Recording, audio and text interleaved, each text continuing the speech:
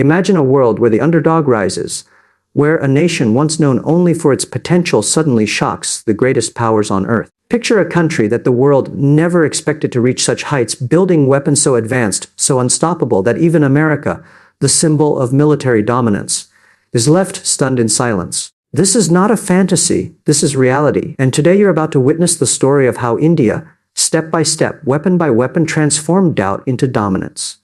This is not just about missiles, jets, or submarines. It's about courage, innovation, and the unshakable belief that nothing is impossible. Every weapon you will hear about today carries within it a story of resilience, a journey of persistence, and a moment that made the world pause.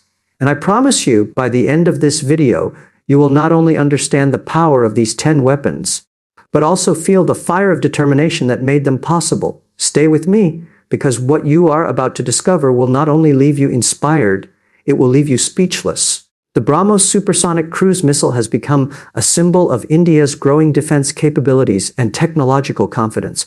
Co-developed with Russia, it represents a rare fusion of engineering brilliance and strategic foresight. What makes the BrahMos extraordinary is not just its sheer speed, but the way it has redefined the boundaries of modern warfare. Capable of flying at nearly 3 times the speed of sound, it is the fastest cruise missile in the world, leaving adversaries with little or no time to respond. Unlike traditional missiles, which rely more on stealth or slower precision targeting, the BrahMos uses speed as its greatest weapon, ensuring that once launched, it is almost impossible to intercept. This feature alone has given India a unique edge, sending waves of concern across military circles worldwide. The missile is versatile, designed to be launched from land, sea, air, and even submarine platforms, making it a true multi-dimensional weapon. Its range and accuracy allow it to strike deep inside enemy territory, targeting critical infrastructure or military installations with pinpoint precision. What is remarkable is that the missile has been tailored to work in diverse conditions,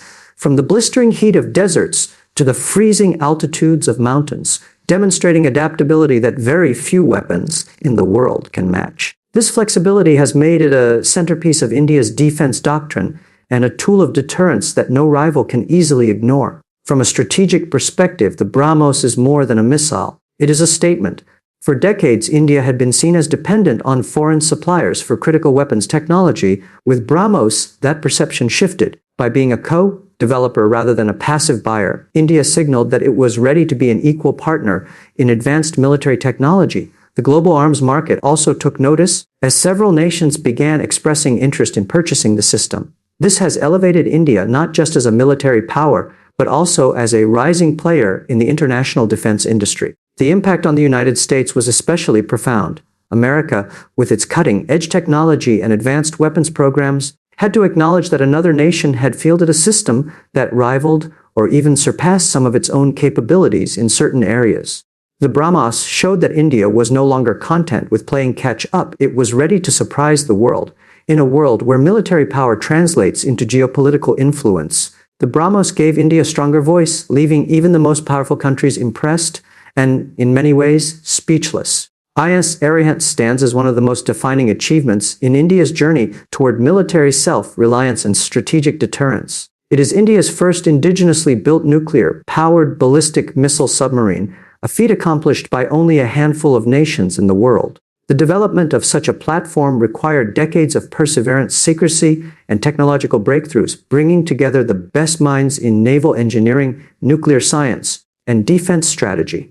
What makes the Arihant remarkable is not merely the submarine itself, but what it represents for India's nuclear doctrine, the assurance of a credible second strike capability. In modern warfare, possessing nuclear weapons is one thing, but ensuring their survivability in case of a first strike by an enemy is what separates vulnerable states from true nuclear powers. By deploying a submarine like Arihant, which can remain hidden beneath the ocean's surface for months, India secured a reliable deterrent, ensuring that any adversary would have to think twice before contemplating aggression. Technically, Arihant is a product of meticulous design and ambition. Powered by a nuclear reactor, it can stay submerged for extended durations, avoiding detection by enemy radars or surveillance systems. It is capable of carrying nuclear-capable ballistic missiles, including the K-series submarine-launched ballistic missiles, giving India the ability to launch retaliatory strikes from the depths of the ocean. The psychological advantage of such a system is immense. as no adversary can be entirely certain where Arihant is located at any given moment. This ambiguity is precisely what gives the submarine its deterrent value, embodying the principle of silent yet overwhelming power. From a strategic standpoint, the induction of Arihant completed India's nuclear triad, the ability to deliver nuclear weapons from land-based missiles, aircraft, and now submarines. This places India in an elite league of nations, alongside the United States, Russia, China, France, and the United Kingdom, who possess similar capabilities. The significance of this cannot be overstated, as it marked India's transformation from a regional power to a nation capable of safeguarding its interests on the global stage. The submarine's commissioning was not only a military milestone, but also a symbolic declaration of India's resolve to defend itself with indigenous strength. For America, the successful development of Arihant was a wake-up call that India was entering domains once monopolized by major powers, while the US has long dominated undersea nuclear capabilities. The fact that India could achieve such sophistication on its own terms was impressive. Arihant became a testament to India's ability to master complex technologies while maintaining secrecy and resilience. It left defense analysts worldwide acknowledging that India had stepped into a new era of strategic autonomy, and the sheer audacity of that achievement left many speechless. The Agni-V intercontinental ballistic missile represents one of the boldest demonstrations of India's defense progress and technological maturity. It is not just a missile, but a projection of India's strategic vision, designed to extend its deterrence far beyond its immediate neighborhood. With a range of over 5,000 kilometers, Agni-V places almost all of Asia, large parts of Europe, and even parts of Africa within its reach. For a nation that once struggled to build even short-range missiles, achieving an ICBM capability is nothing short of transformative. The missile's significance lies not only in its range, but also in its accuracy and survivability, making it a reliable instrument of deterrence. Unlike older ballistic missiles, Agni-V is road mobile and can be launched from hidden or remote locations, ensuring that it remains difficult for any enemy to track or neutralize before it is used. This mobility provides a powerful second strike capability, reinforcing India's nuclear doctrine of credible minimum deterrence. The missile itself is a marvel of engineering, built with advanced composite materials. It is lighter, stronger, and more maneuverable than its predecessors. It incorporates sophisticated navigation and guidance systems that allow it to strike targets with high precision, even at intercontinental ranges. The three-stage solid-fuel propulsion system provides the speed and thrust required to cover vast distances, while also allowing for quicker launches compared to liquid fuel systems. These features collectively ensure that Agni-V is not just a symbolic weapon, but a practical, deployable system capable of meeting real-world defense needs. Moreover, reports suggest that India is experimenting with multiple independently targetable reentry vehicles, MOIRVs, which would allow a single Agni-V missile to carry multiple warheads, each aimed at different targets. This prospect alone significantly enhances its deterrence value and places it in the same league as some of the most advanced missile systems in the world. Strategically, the successful testing and induction of Agni-V sent shockwaves across the globe. It marked India's entry into the exclusive club of nations with true intercontinental strike capabilities, a domain previously dominated by superpowers like the United States, Russia, and China. For America, which has long kept a close eye on the military developments of emerging powers, the realization that India could now project power on a global scale was striking. The missile altered the perception of India from being a regional player to a country with the capacity to defend its interests on a much larger stage. Agni-V thus stands as a powerful reminder that technological ambition, when backed by persistence, can redefine a nation's standing in the world, leaving even the most powerful nations with no choice but to take notice. The Tejas light combat aircraft is one of the most ambitious projects ever undertaken by India in the field of aviation, and its significance extends far beyond being just another fighter jet. It embodies the vision of self-reliance, resilience, and determination to break free from decades of dependency on foreign suppliers. For years, India's Air Force relied heavily on imports from Russia, France, and other countries, which made the development of an indigenous aircraft both a technological necessity and a matter of national pride.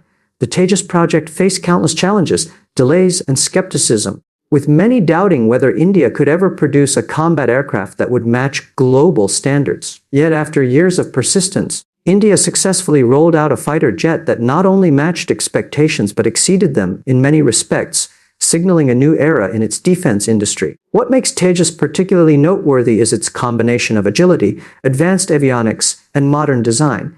It is built with a high percentage of composite materials, making it lighter and more maneuverable than many of its contemporaries. Equipped with state-of-the-art radar systems, digital flight controls, and precision strike capabilities, Tejas is designed to handle both air-to-air combat and ground attack missions. Its advanced fly-by-wire system allows pilots to execute complex maneuvers with precision, while its compact size and aerodynamic profile make it difficult for adversaries to detect and target.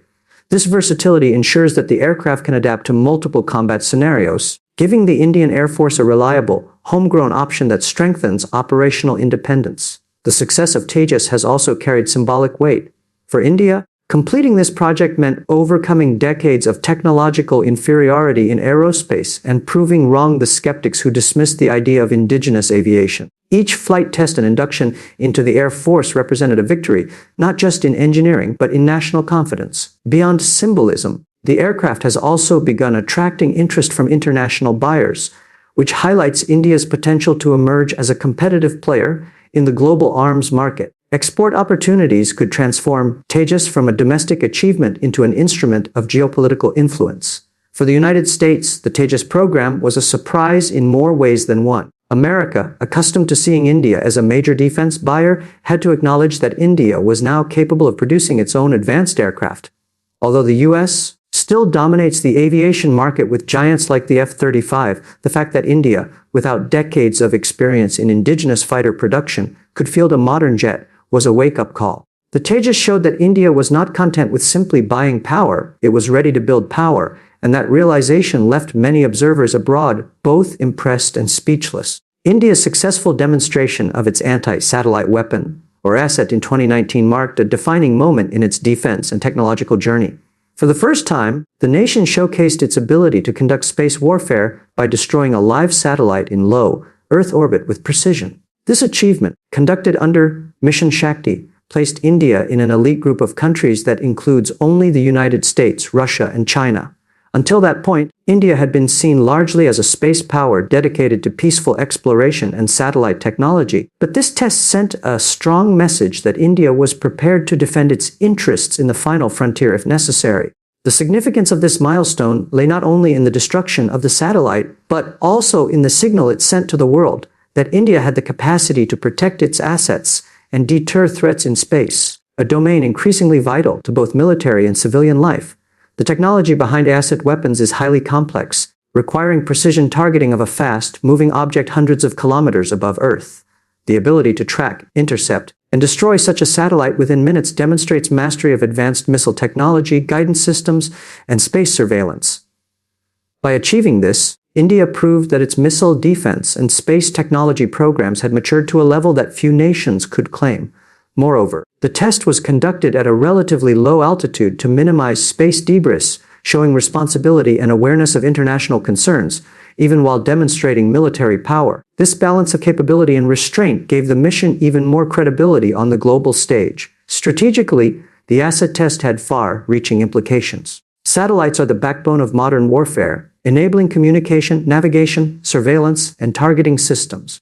By demonstrating the ability to take down satellites, India effectively signaled that it could disrupt an adversary's entire command and control network in times of conflict. This drastically alters the calculus for any nation that might underestimate India's technological reach. It also strengthens India's defensive posture by deterring adversaries from considering strikes on its own space assets. The test was not just about the destruction of a single satellite, but about showcasing a capability that could influence the balance of power in future wars, where space is expected to be a critical battleground. For the United States, India's entry into the AS-8 club was a surprising development. While America has long dominated space technology, the realization that India could achieve such a feat with indigenous capability forced a reevaluation of its perception of India's military-industrial strength. It was a moment that elevated India into the ranks of true space powers, proving that it was no longer a nation simply watching the stars, but one capable of defending itself in space. The boldness of that move left many around the world, including America, impressed and undeniably speechless. The S-400 Triumph air defense system is one of the most advanced surface-to-air missile platforms in the world, and India's acquisition of it marked a turning point in its defense preparedness. Manufactured by Russia, the S-400 has the capability to track, target, and neutralize multiple aerial threats simultaneously, ranging from fighter jets and bombers to drones and even ballistic and cruise missiles. With a detection range of up to 600 kilometers and the ability to engage targets at a distance of 400 kilometers, it creates a formidable shield against potential airstrikes. By inducting this system, India sent a clear message that it was not only strengthening its conventional defenses, but also preparing for the most advanced forms of aerial warfare, where speed, stealth, and precision define the battlefield. Few defense acquisitions in recent history have generated as much global attention as this one, largely because of its direct implications for strategic balance in South Asia. The significance of the S-400 lies in its layered defense capability. Unlike traditional systems that can engage threats at only one altitude or range, the S-400 can fire different types of missiles tailored to short, medium, and long-range targets. This makes it exceptionally versatile and almost impenetrable when deployed effectively. For India, which faces potential threats from both Pakistan and China, the system offers a robust defense against surprise attacks or hostile aircraft attempting to breach its airspace. It enhances the survivability of critical infrastructure, command centers, and population hubs by creating an invisible protective dome. The psychological impact of such a system is as important as its technical capability, as it deters adversaries from even attempting aerial intrusions. What made the purchase even more striking was that India went ahead with it, despite strong objections from the United States, which had imposed sanctions on other countries for buying the same system. This decision highlighted India's strategic autonomy and its willingness to put national security above geopolitical pressure. For Washington, the move was a reminder that India was not going to be a passive partner, but an independent power capable of making choices that served its own long-term interests. The U.S. military establishment, while critical of the purchase, could not ignore the fact that India had chosen one of the most sophisticated defense systems available, reflecting its seriousness about preparing for future conflicts. The S-400 acquisition left America and the rest of the world speechless, not only because of the system's unmatched capabilities, but also because it underscored India's determination to secure itself against the most advanced threats. It was a decision that combined military necessity with geopolitical boldness, cementing India's position as a country willing to take bold steps to protect its sovereignty. When we look at these 10 powerful weapons, whether it is the speed of the BrahMos, the silent strength of INS Arihant, the global reach of Agni-V, the indigenous pride of Tejas, the futuristic power of the S-80 weapon, or the shield of the S-400, we see more than just machines of war. We see a nation that has risen from doubt to determination, from dependence to self-reliance, and from being a buyer of power to a builder of power. Each of these milestones tells the story of courage, innovation, and an unshakable will to stand tall on the global stage. What leaves the world, and especially America, speechless is not just the technology itself, but the spirit behind it, the spirit of a country that refuses to be underestimated. India has shown that no dream is too ambitious and no challenge is too great when there is vision, persistence, and confidence in one's own strength. This is not merely about weapons. This is about a message to the world that India has entered a new era, and the world must now take notice. Good luck to all of you who dream big, who dare to push boundaries, and who believe in creating a future where strength comes from self-belief and determination. Thank you for listening, and may your journey, like India's, be one that surprises the world and leaves everyone speechless.